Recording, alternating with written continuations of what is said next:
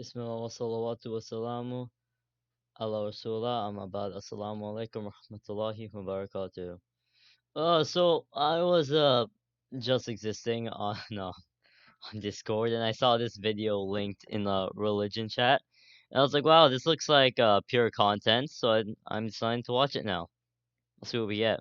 Now keep in mind, Muhammad did not write the Quran. It was gathered after he died, and it was put together by the third Caliph Uthman in 650.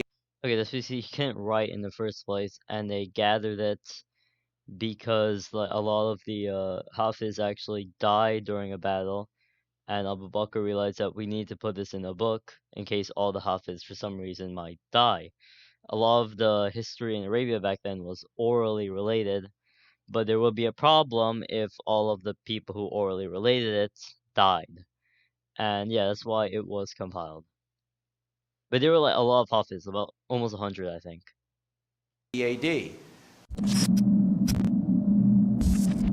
Can you elaborate? I brought several of our teams from our church. Okay. And I wanted them to see, can you go over the differences between Christianity versus the other world religions such as Islam, Catholicism, Mormonism? You mean in 2 minutes? Yes. That's like those are semester courses. We'll try to.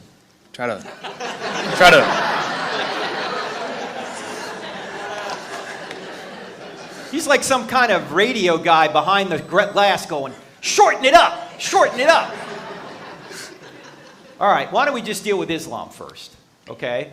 Look, there are 3 great monotheistic religions: Judaism, Christianity, and Islam, okay?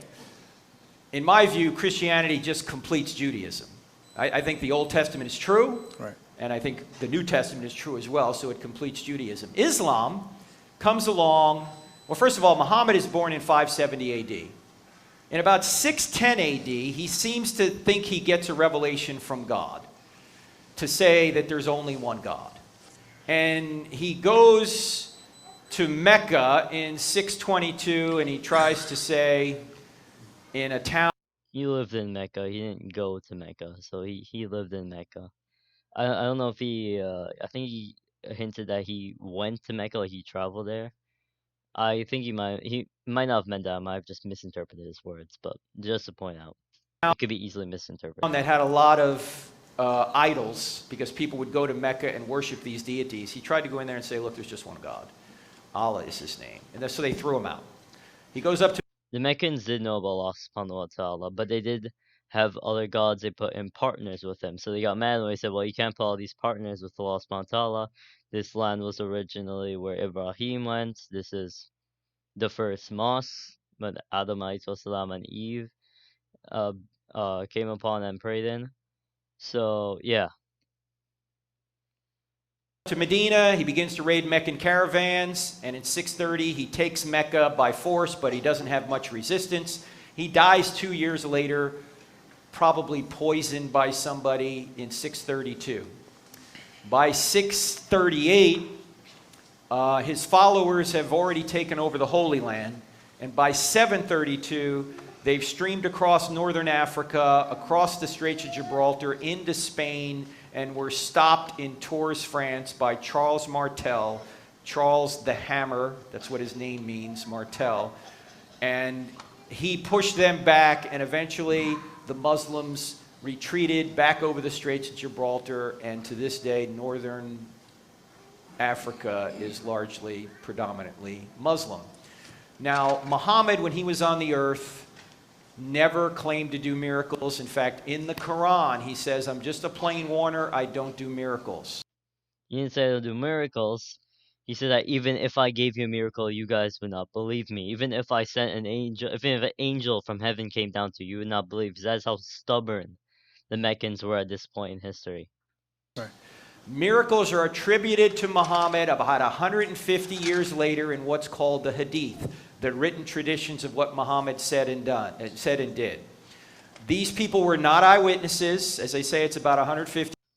Okay, they weren't eyewitnesses, but they had isnad chains as they went from teacher, student, teacher, student, teacher, student. So Bukhari didn't accept every single report he came across. No, he actually rejected 99.9% of the hadiths he said. He said these are not authentic enough to be attributed to the Prophet Muhammad sallallahu alaihi wasallam.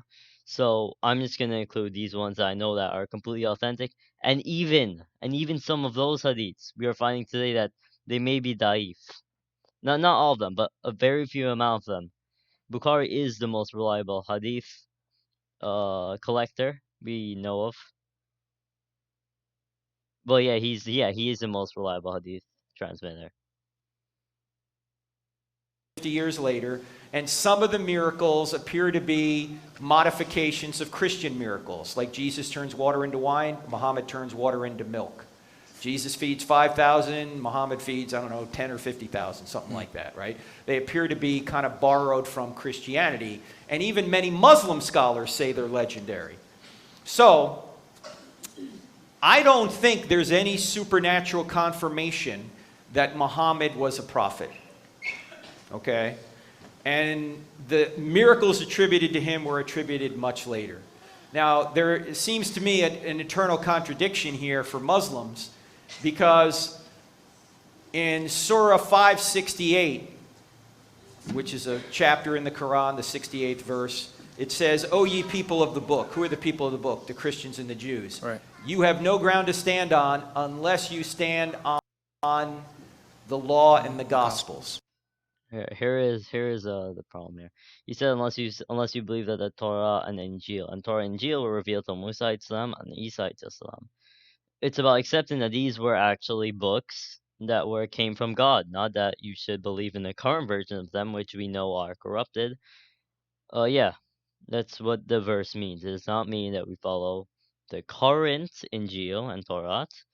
It instead meant that we accept that the Torah and Injil come from Isa alayhi salam and Musa alayhi salam, and they are judgment. They are books from God. That is what the verse is about.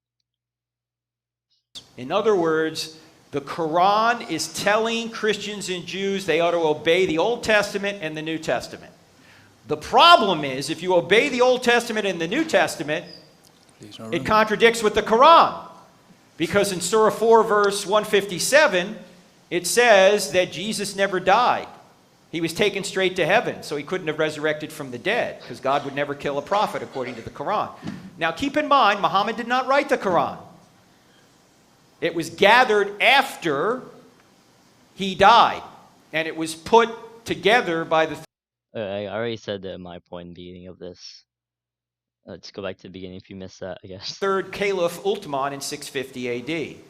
Okay? There's no miraculous confirmation that Muhammad was a prophet. So it's written 600 years after the events of Christianity.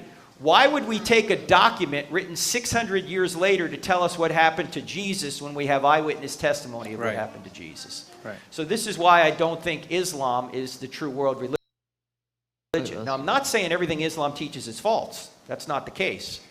I just think where it differs from Christianity, it's false. Mm-hmm. So that's the other great competitor to Christianity is Islam. Right. Okay. Mm-hmm. Now, most Muslims would agree with the first 3 points: truth, God, miracles. Where they're going to have a problem with is the New Testament. So that's where Christians and Muslims separate with regard. One place they separate with regard to what happened to Jesus. Alright, so that guy was much more respectful than the likes of David Wood and CP and Rob Christian and all these fun people. So I respect this guy because he gives us much more respect than the average Christian critic of Islam. So that's about it for this video. Have a nice day. May Allah subhanahu wa ta'ala guide you. Assalamu alaikum wa rahmatullahi wa barakatuh.